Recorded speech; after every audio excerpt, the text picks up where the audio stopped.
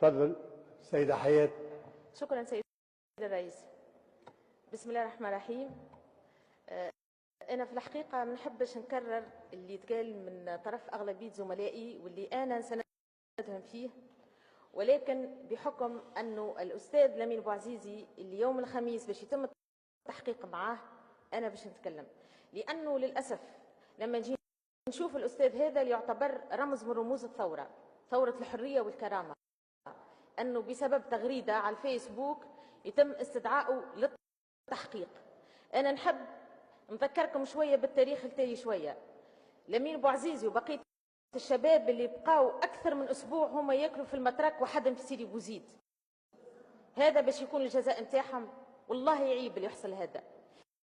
لذلك أنا أطالب السلطات التراجع على التحقيق هذا اللي باش يقع يوم الخميس، ونحب نقول اللي احنا ممكن أكبر مكسب اللي كسبناه بعد الثورة هو الدستور اللي نفتخروا به، اللي هو اللي نقولوا احنا اللي هو المدافع والضامن الوحيد للحرية والضامن الوحيد لحرية التعبير ولحرية الضمير.